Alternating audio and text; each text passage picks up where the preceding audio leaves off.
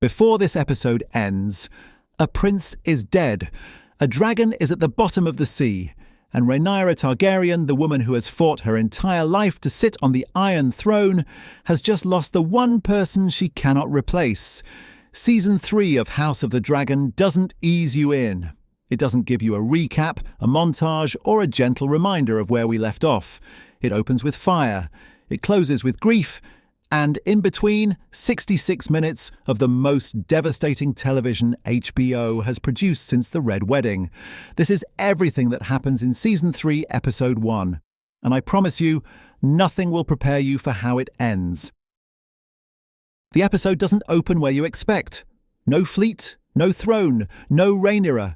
It opens on a wild dragon in the Vale, scarred, enormous and untamed, and a young woman walking toward it alone. That's Rhaenyra Targaryen. She gave up her own dragon egg for her half-brother's cause. She has nothing, and now she's standing in front of Sheepstealer, a beast that has thrown every rider who's tried to claim it, speaking to it softly in High Valyrian. For one extraordinary moment, it works. She touches its side, she climbs onto its back, and then Sheepstealer launches off a cliff and throws her.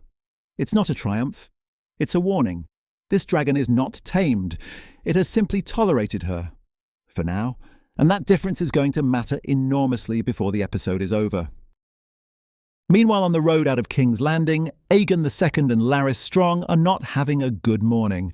Last season, Larys convinced Aegon to flee the city and wait out the war, hide, survive, reclaim the throne when both sides had bled each other dry. Smart plan, terrible execution. They don't even make it out of the Crownlands before their carriage is stopped by Rhaenyra loyalists who plan to take their heads on the spot.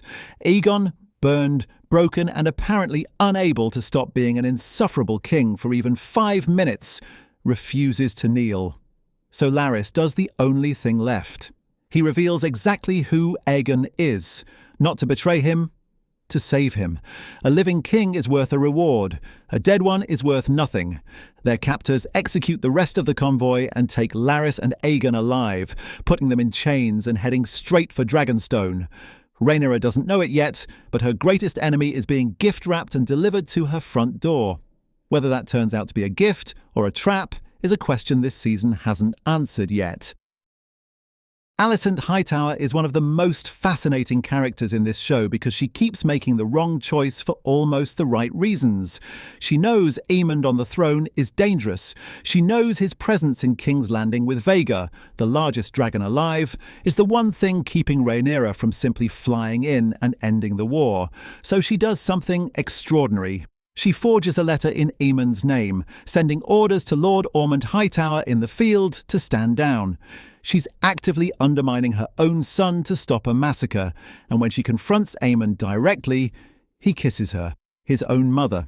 It's one of the most disturbing, unsettling moments in the show's history. But it works. Aemond agrees to leave for Harrenhal. The city is now open. Rhaenyra's path to the throne suddenly looks clear, which means something is about to go catastrophically wrong. In the Riverlands, Daemon Targaryen is doing what Daemon does best, winning. His forces have crushed the Lannister army under Jason Lannister, who doesn't even die in battle like a lord should. He's caught fleeing by the Winter Wolves, the Stark bannermen who have answered the Pact of Ice and Fire, and his head is brought to Daemon on a pike. But the real moment here isn't the Lannister defeat. It's what rides out of the tree line afterward. Sir Roderick Dustin, leading the northern forces, grey, scarred, grim as winter itself, walks forward and presents the Lannister head without a word. The North has arrived. And for the first time this episode, Daemon Targaryen smiles. When Daemon smiles, things are going well for Rhaenyra. Hold on to that feeling. It doesn't last. Back on Dragonstone, Rhaenyra has a plan that sounds almost too perfect. Alicent has secretly promised to open the gates of King's Landing. Aemond is being sent away. The city is undefended. If Rhaenyra flies now, the war ends. No battle, no blood, just a queen walking to her throne. Jace doesn't believe it. He thinks it's a trap. They argue, mother and son, with everything neither of them can say underneath every word. He is terrified of losing her the way he lost his brother Lucerys. She is terrified of staying safe while others die for her. The small council agrees with Jace, but Rhaenyra won't listen, so Jace does the one thing she never expected. He orders the Queen's Guard to lock her in her chambers, his own mother, the heir of Dragonstone confining the Queen. Then he mounts Vermax and flies. The Triarchy fleet, hundreds of war galleys from the Free Cities, under the command of the ruthless Admiral Sharako Lohar, attacks at dawn from the east. They split into 2 squadrons north and south of Dragonstone, with the rising sun blinding the Velaryon defenders. Corlys Velaryon sees what's happening immediately. His plan: lure Lohar personally into the narrow rocky pass he knows like his own name, and let the rocks do the work.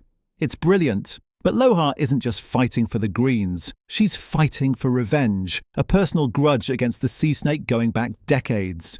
And a commander who doesn't care about the larger war is the most dangerous kind. When Jace and Baela arrive on Vermax and Moondancer, the battle shifts instantly. Dragonfire does what Dragonfire always does. It burns everything. For a moment, the Blacks look unstoppable. The Triarchy was ready for dragons. They'd fought them before, in these very waters, and their ships carried massive scorpion weapons designed for exactly this. Sharako Lohar lands a shot on Vermax, a chain-tipped harpoon that drags the dragon toward the water. Baela and Moondancer dive and cut the rope. Jace is free. It seems like the worst is over.